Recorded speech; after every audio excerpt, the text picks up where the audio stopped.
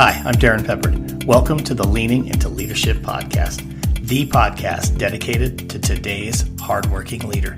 Join me every Sunday for leadership insight, inspiration, and a little pep talk to keep you rolling down your road to awesome.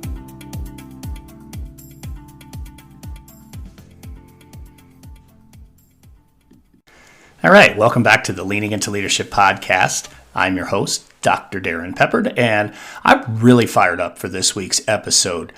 You know, week after week now, I'm having incredible conversations with leaders all over the country. And I know originally I built this as a podcast where I would probably do mostly solo podcasts and occasionally have a guest. But I got to be honest with you, folks, I'm loving having these guests, and the feedback I'm hearing from you is that you genuinely enjoy the guests as well. So don't worry, there will be another solo podcast soon. But this week, we have an absolutely phenomenal leader joining us. Mr. Eric Lillis is the executive director of the Kingman Academy of Learning in Kingman, Arizona. Eric is one of those leaders whose superpower genuinely is to lead with his heart. He is 100% a culture-first leader. I admire so much in how Eric does his job. He cares so deeply about and works so hard to build relationships with all of his faculty. That's staff plus faculty, for those of you who aren't familiar with that term. But he's not just that way with his faculty, it's with his kids. As the executive director of the charter school where he works, which is essentially being a superintendent, he could easily be disconnected from his schools, but he's not. He knows his kids. He knows the families. Eric is a big part of the Kingman community. He's an incredible leader. He was just recently named the Jocelyn's Renaissance National Educator of the Month. This is going to be an incredible conversation. I'm super excited to share that with you. Before we go there, though, I just got to ask you, folks, have you ever sat in professional development as a leader and thought, how's this supposed to help me be any better? That's exactly why I've created high-performance leadership teams by Road to Awesome. Let's be honest, folks. Leadership professional development should be about leadership. Yes, we need to learn everything that is happening in our classrooms and that our teachers are going to be doing with our students.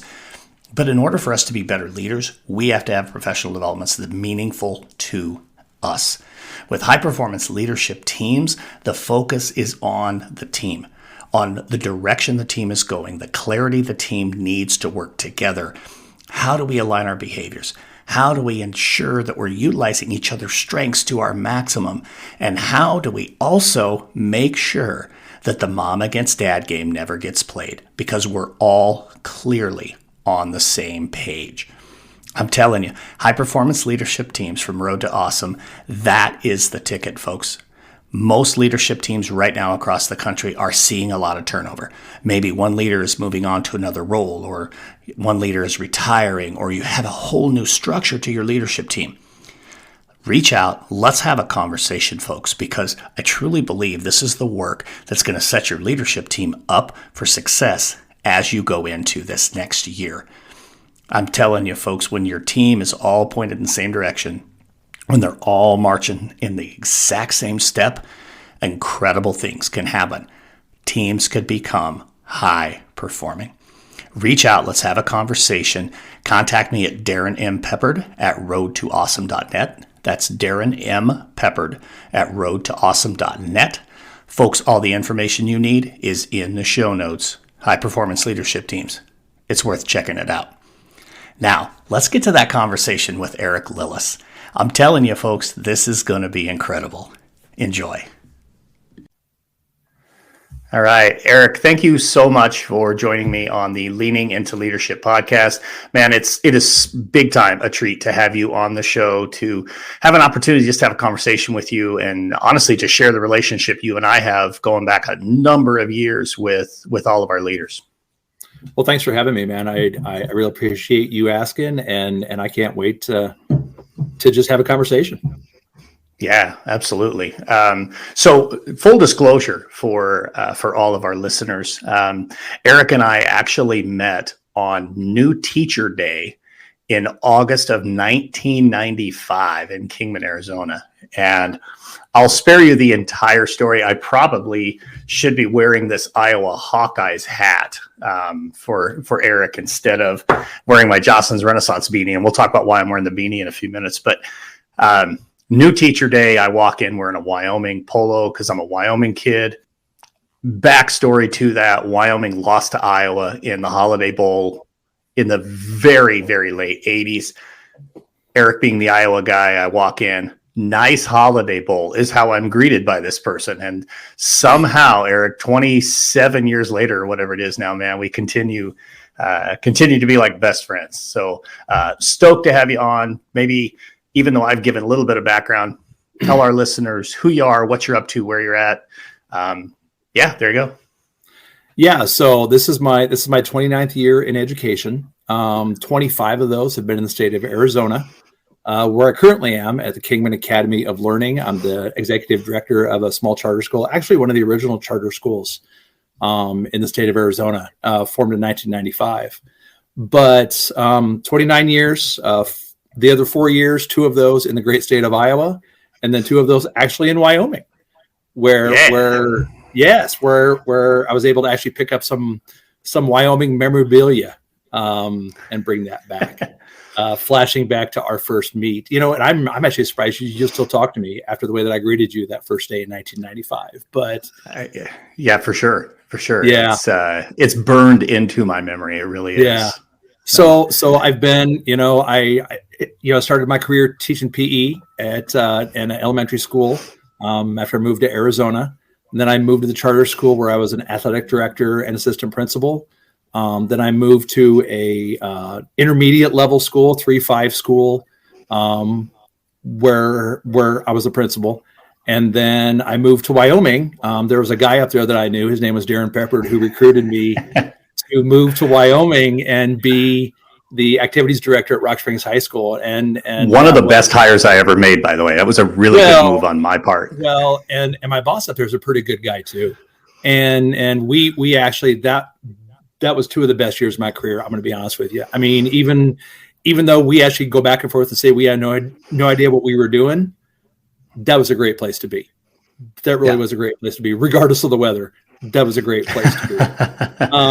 Then I moved back to Kingman, where I was lucky and blessed enough to be able to be taken back by Kingman Academy in a position of the curriculum director.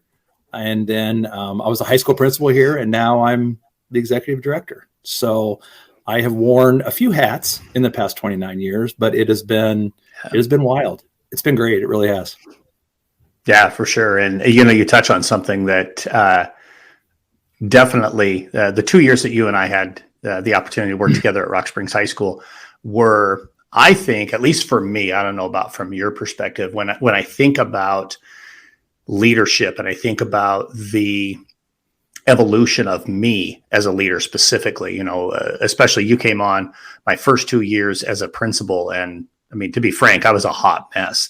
I really had this belief that I had to do it all, that I had to be, the omniscient member of the staff. And of course, learned, over time that was absolutely not true. But, definitely those 2 years, I look back and think about the team of 4, the 2 of us, Mike and Matt, who were the other 2 that were part of the team. And they both got on to really good careers as well. So definitely look at that as a pivotal moment where I think I learned so much about leadership in those couple of years. And I really feel like I learned most of it by doing it wrong. I really do. I know we did some good things, but bringing you in, I thought was important because I needed somebody with experience in the role of being a principal. And definitely you helped me through that evolution. Well, and I feel the same way. And I came from a very small school district where we had 7 sports, and I walk into Rock Springs High School and I think I know everything there is to know about activities and athletics. And I think my first event was a swim meet, and not much going on down here with that. So I had to learn very quickly on the fly how to run swim meets and things like that. And it was, I learned and grew so much as a leader when I was up there, not just knowledge of athletics and knowledge of sports, but you gave me some responsibilities outside of the athletic arena that really helped me grow as a leader. And I really look back on that and appreciate that as well.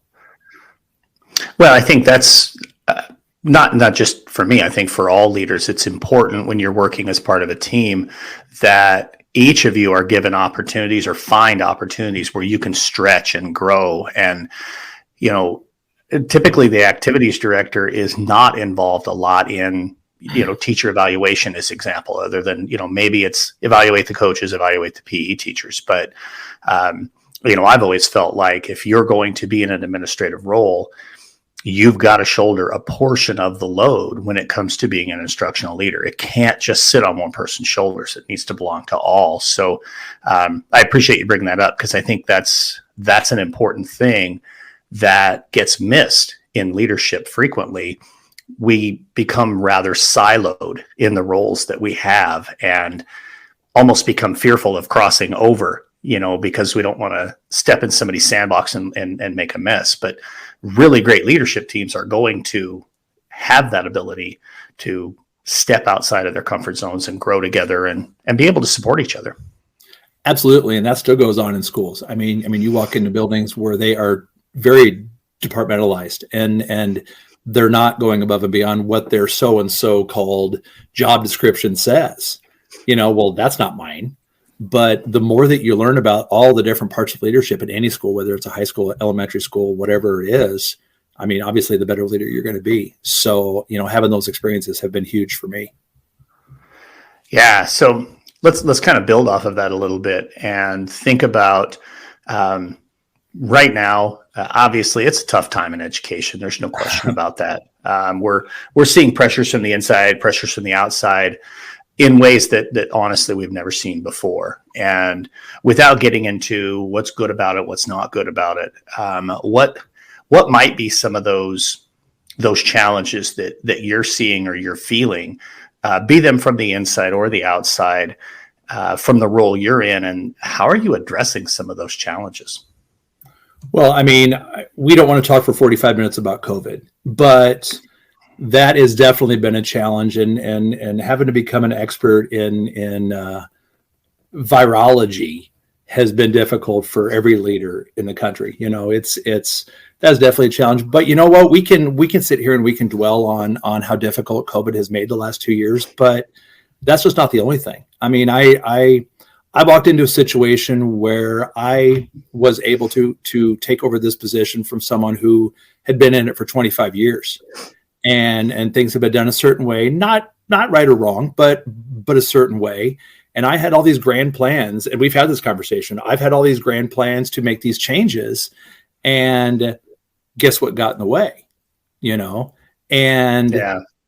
That unfortunately was a big focus over the past year, to be able to not focus on that big piece of what COVID was doing to our schools and students. Are we in? Are we out? Are we A? Are we B?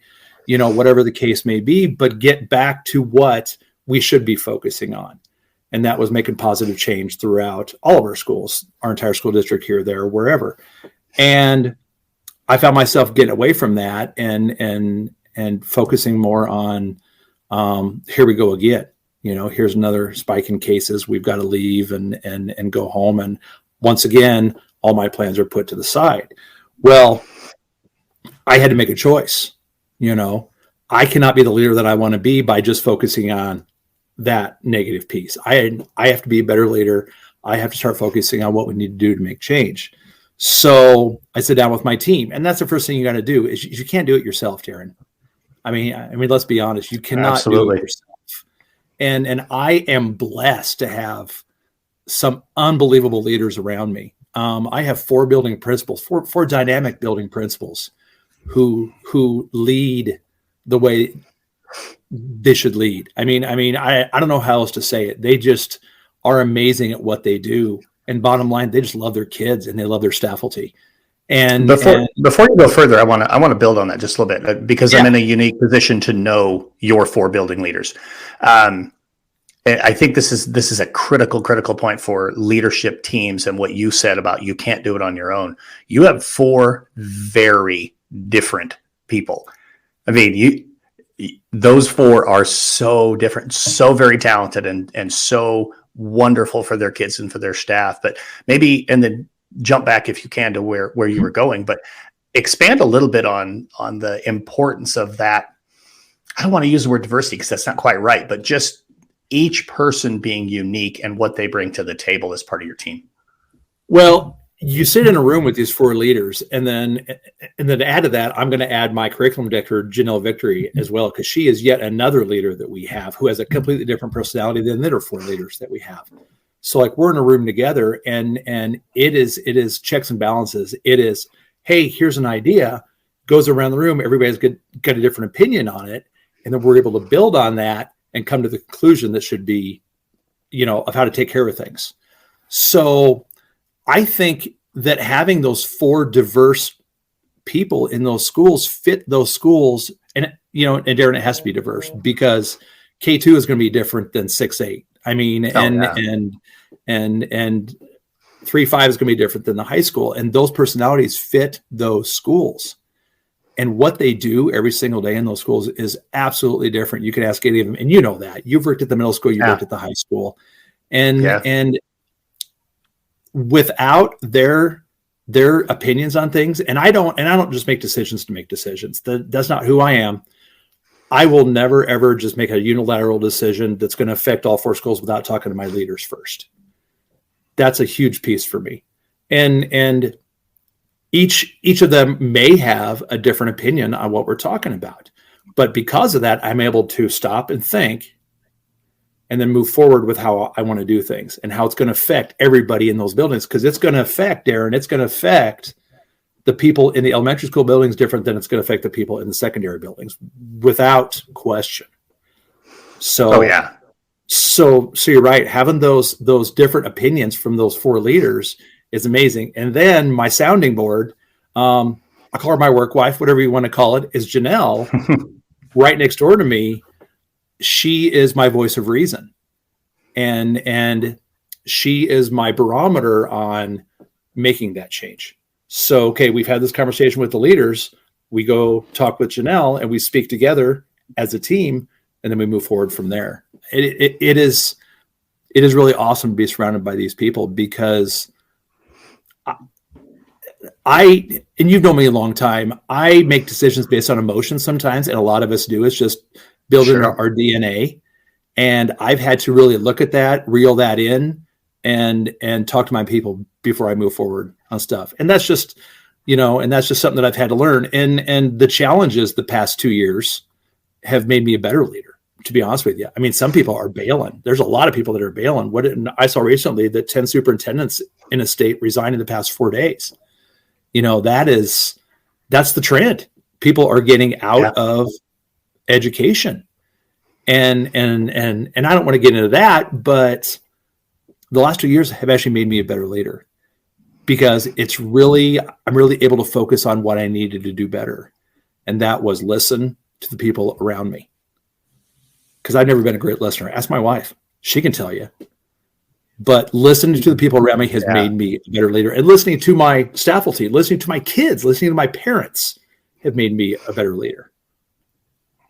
Yeah, absolutely. And I think that right there is the key, is listening. I know you've heard me say this a handful of times, and it's something any leader that I'm coaching or school that I'm working with, something I stress all the time that you just hit without saying the exact words, is listening is so very critical. But it isn't listening just to formulate a response. It's listening to hear them and to really understand where they're coming from. You and I have, we've had so many conversations over the last handful of this 2.5 years that was the pandemic. Pretty much, folks, just for full disclosure, Eric and I were probably on the phone 4 times a week, one of us calling the other, and it was never like an equal balance. It swung like a pendulum over, just frustrations, and, you've got to have somebody to vent to, right? but during some of those conversations that we've had where you've shared, the challenging parent or the difficulty with a member of your board or something along those lines, what you have done is you've always given them the space to truly be heard, not just listen to tell them why they're wrong. You truly listen to them. And I think that's something a lot of leaders, especially early career leaders, I know I struggled with this very early in my leadership career. You got to listen to really hear and understand. Don't spend the time formulating your response while they're talking. I think that's just such a critical thing. And I know it's something you do so very well and have grown and developed that skill a lot over the years.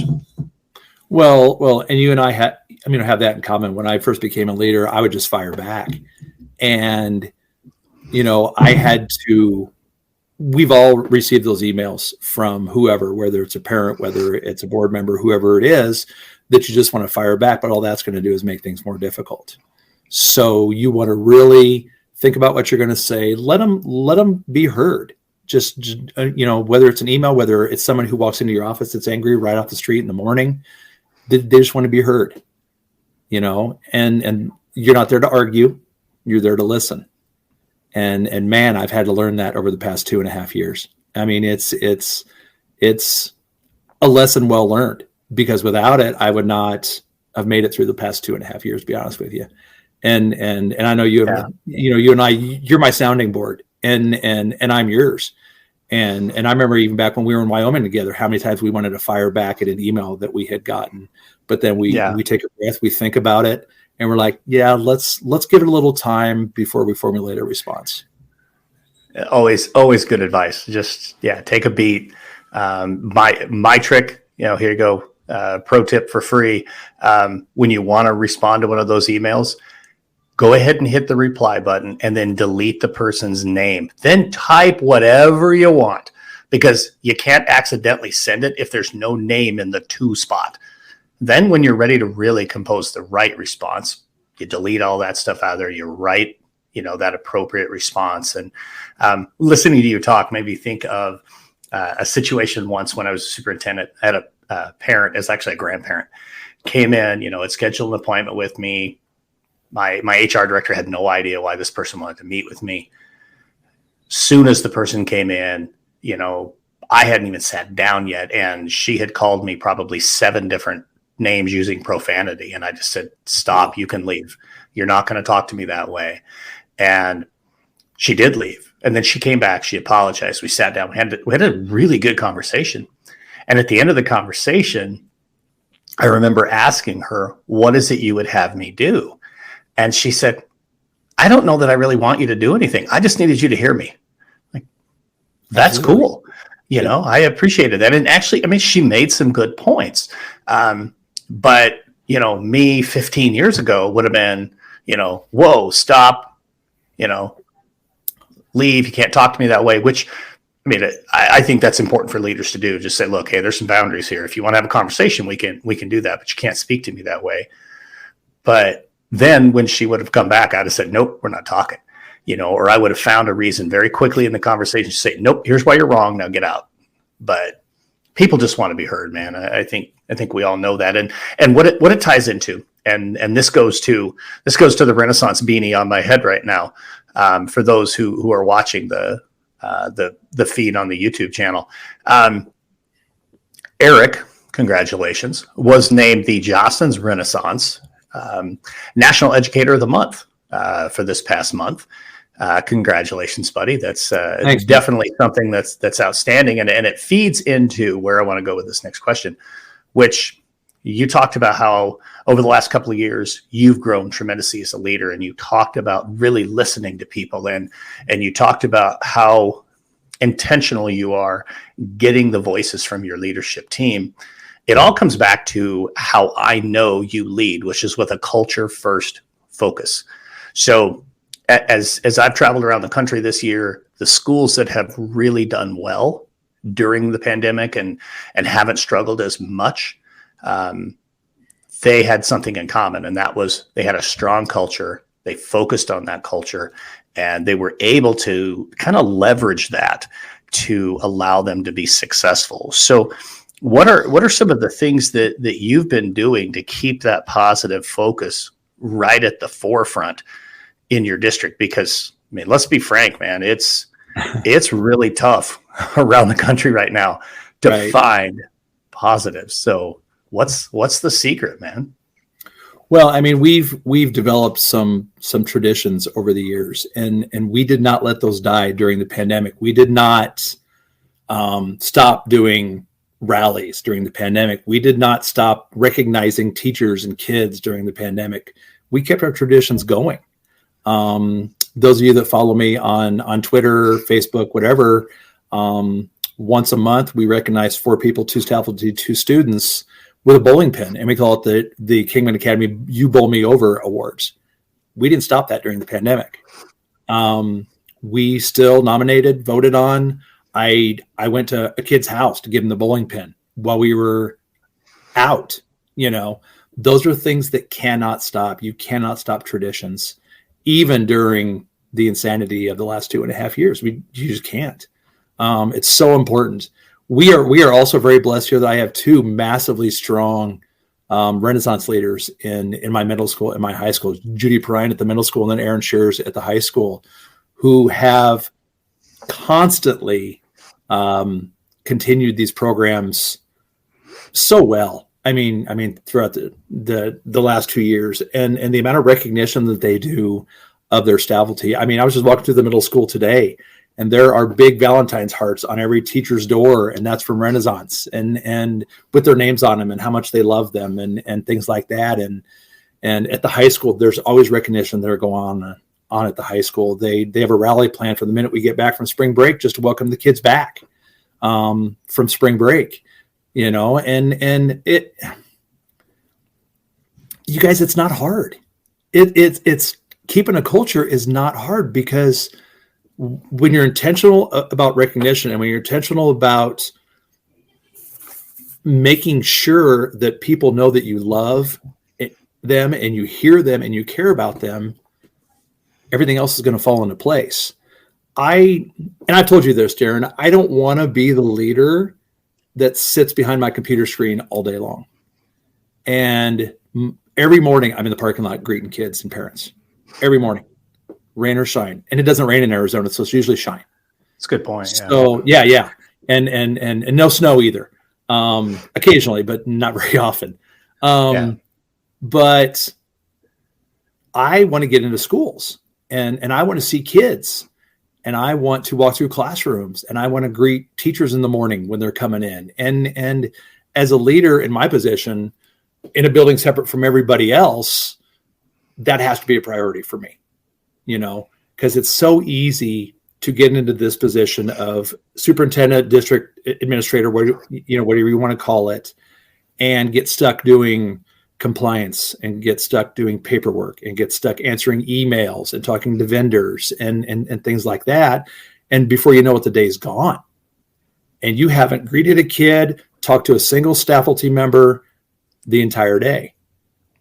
That is not the person that I want to be as a leader. And keeping that culture, is so important to me.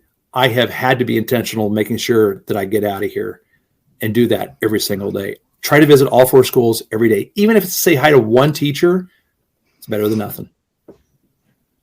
Yeah, absolutely. I think the best leaders that I've had the opportunity to be around were always the leaders that were visible, that were accessible. I talk about it all the time about, when you have a meeting with somebody that's part of your faculty, go meet in their location. I mean, obviously the heavy personnel things need to happen in your office, but otherwise get out, go meet with them in their space. Their time is infinitely more important and more valuable than yours is. So get out and meet with them. So I want to dovetail a question with that, related to just exactly how you do the intentionality. For me, I put it on my calendar. I mean, I was very intentional about that. Yeah. If I have school culture 45 minutes blocked on my calendar, and then I'm going to go in and I'm going to be detailed about what it is, whether that's go see 3 teachers on their prep, or, go have lunch with the 4th graders, or you fill in the blank, whatever it might be. So that's one. I think the second one you already touched on, but man, I found this was true as a principal, but really true as a superintendent. Don't start your day in the office. Do not start your day in your office.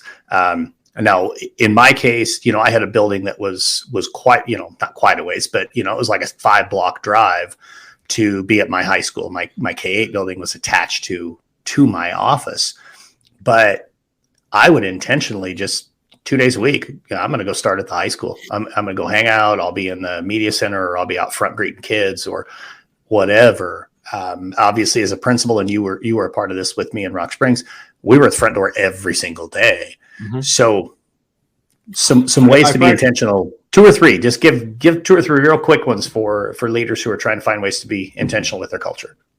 Well, I love your idea about the calendar. I mean, just working it into your schedule, and you can relate to this because we've both been in charge of very small school districts. So the hat is worn 1,000 different ways. For instance, I'm actually the assessment coordinator for my district, and on top of everything else. So you have to plan your day based on what you have to do that day. So usually the way that I plan is, hey, I've got an hour of work I have to do with this, but I'm going to take the next hour and I'm going to go to the high school. Then I'm going to come back. I'm going to do a couple of things in my office. Then I'm going to walk over to the intermediate school and see those kids. And the best time, Darrin, the best time to greet kids is at lunch and at recess. That is the best time to get to know kids. You can walk through halls and you can meet them during passing time, but you've only got a couple of minutes there. But lunch and recess are the best times to greet kids. How much fun is it as a 52-year-old man to go out and hang out at the slide in the K2 building? Seriously, that is a blast. And those kids love seeing you, mm-hmm.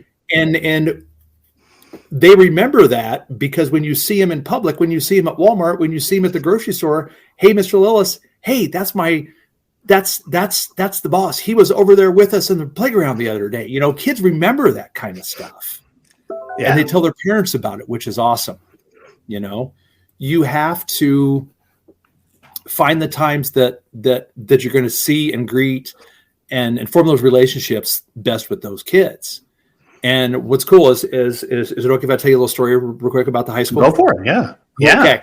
So the way that our high school is set up, we have a very small high school. We have about 350 kids. Everybody eats lunch at the same time. So when you go over there, you always see kids, and like that's one of our goals at all of our buildings. No student eats alone. No matter where they are, they try to hide in the corners. They try to hide between the machines, whatever it is. No kids eat alone. That's huge for us.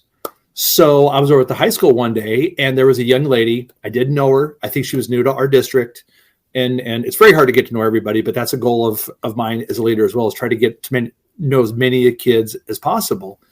And she was kind of over toward like where the student store is, and she was wearing a pair of Converse and I love Chucks. You know me. I wore Chucks all the time that you knew me. And she had a pair of brownish Chucks on that were similar to the ones that you and I were, that we got for my wedding. Yeah. And I mentioned to her, that's an awesome color. Where did you get those? And we started having a conversation. So before lunch was over, the principal, Miss Perea, came over to me. She says, I haven't got her to talk to me all year long. She hasn't said a word to anybody since she got here. What did you do? And I said, all I did was ask her about her shoes. To start a conversation. I just formed a relationship with that girl because I started talking to her about her shoes, Darrin. Yeah. It's not hard. Man, no. It's not hard. What we do is not hard. If you love kids, what we do is not hard. And I'm sorry that I went off on a tangent there, but that's great. That is why we do what we do. And I say this to everybody, and I'm not saying this to tell people, if you don't like it, get out. That's not where I'm going with this. But if you don't love kids, why are you in education? That is the only reason that we're here. That's the only reason that we're here, man. And you and I have both been in situations and been in schools and been in buildings where we are greeting at the door and all that kind of stuff, which still isn't awesome. Harry Wong, I mean, he's got it. I mean, he's got it figured out. You greet kids at the door, you knock them, you shake their hands, you do whatever. But then we've been in buildings where you see people who would care less, about that kind of stuff. And I think to myself, what are you doing, man? We are here for these kids 24/7, and this might be the only interaction they have with somebody all day long. Give it a shot. Go over and talk to them about their shoes, man. It works. Yeah, it's not hard. It really isn't. Yeah. And I'm grateful that you shared that story with our listeners, because it really just takes that. While you were telling that story, it made me think back, and we won't chase this, but it made me think back to the time that you and I worked together in Rock Springs. You had a student who talked to you every single day, and it was all about the concert t-shirts that he was wearing. I mean, I don't know if he had a Slayer or whatever his first one was. And you're like, oh, hey, I like that band. And it was concert t-shirts every single day. I heard you have that conversation with kids, which was incredible, but it was an easy way to make a connection with a kid.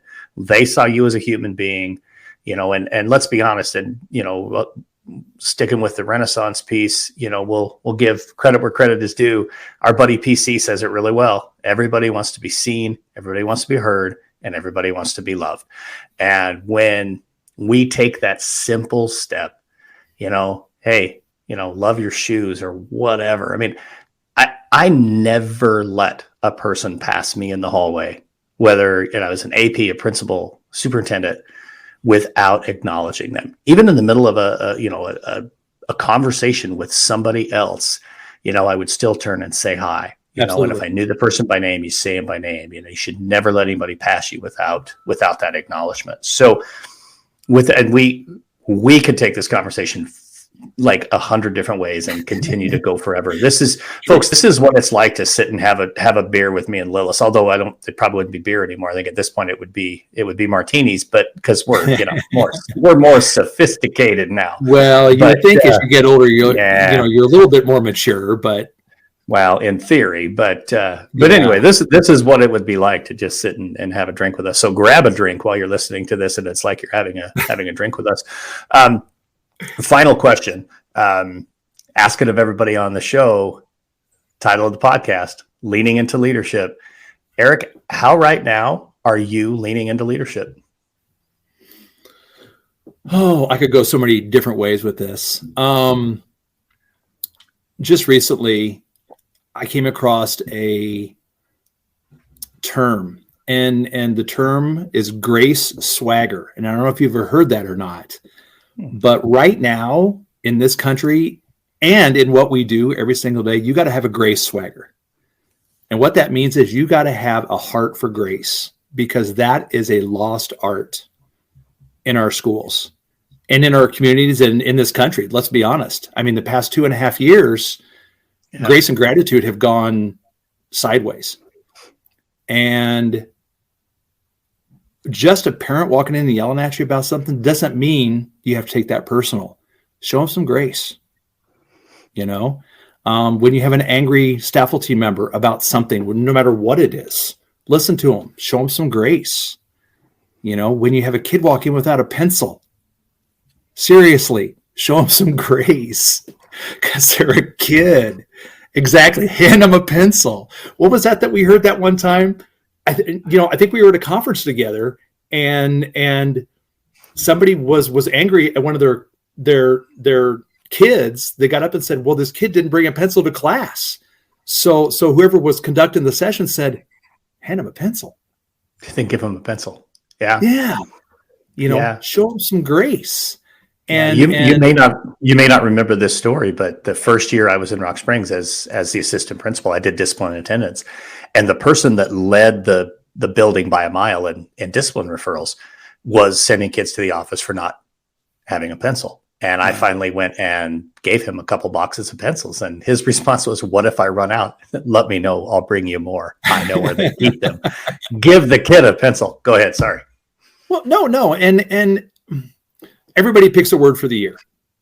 And last year my word was family. And you've seen our logo. I've got it plastered all over my emails. I got it plastered all over my schools. We are family. And yes, I picked a logo based on a 1979 disco song. However, it's catchy. That is how I want everyone to feel around here, that we are a family. And we're small enough that I think we can do that. And I really do feel that we have that here at Kingman Academy, is that we are a family. And families argue, and families don't get along, but we need to show grace. It's going to make the year, it's going to make the school year, it's going to make our family run a lot smoother. So grace swagger, and grace is actually my word for the year. I started out Jan 1, and I told my wife Samantha, she's like, "What's your word going to be?" And I thought about it like the entire day. She said, "You got to tell me by the end of the day, because it's January 1st. You got to tell me by the end of the day." And I had like 4 of them in mind, and I said, "Sam, this year it's going to be grace, because I've had to learn a lot of humility the past 2 years. And I think I've been able to do that because I've had grace for others. And I think this year I'm going to commit myself to not take it personal when things don't go my way, to not take it personal when I have an angry faculty member, not take it personal when I have an angry parent, which we don't have many, because I think we're better at showing grace." It's fantastic, man. I appreciate it so much. And, we could go on forever, but, I'm grateful to have the opportunity to share our conversation with others. I know people will come away with just tons and tons and tons of information from this conversation. I will share all of Eric's contact information in the show notes. I'll share with you a link to his school district where you can check out the We Are Family and everything that they are doing at Kingman Academy of Learning in Kingman, Arizona. Eric, thank you a million times over for being on the Leaning into Leadership podcast. Oh, thank you, Darrin. Love you, brother. This was awesome. Right on, man. Love you, brother. All right. Super episode with Eric Lillis. Thank you again, Eric, for being on the Leaning into Leadership podcast. Doing this podcast, something I'm discovering is how much I love having these conversations with leaders all over. But man, it was really special to share a conversation with somebody I've known the better part of 25 years and that I consider one of my very best friends. So I hope you all enjoyed that. If you're interested in seeing the video version of that conversation, it is on my YouTube channel, and that link is in the show notes as well. But now it's time for a pep talk. I was speaking in Wyoming earlier this week, and one of the things that we talked about collectively was how frustrating it is that the headlines and the narrative about education are really negative. So many people that are out there not in education want to tell educators how to do their job, or they believe they know what's happening in classrooms when in fact they don't. The problem, folks, we don't take control of the narrative. George Couros said it so very well that we have to make the positives so loud that you can barely hear the negatives. In other words, folks, we got to tell our story. I wrote a blog post about this earlier this week, and I just really think this is a critical element. There are certain stories that we need to tell, and I'm going to be eventually sharing that out, all the specific stories I think we need to tell.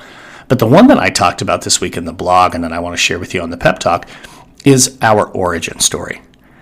It's easy to point fingers and make accusations at somebody when you don't consider them as a human being or when they're not right in front of your face. But here's the reality. Once they become human, once you know some of their story, that's not so easy anymore. All of a sudden, you start to understand them a little bit better.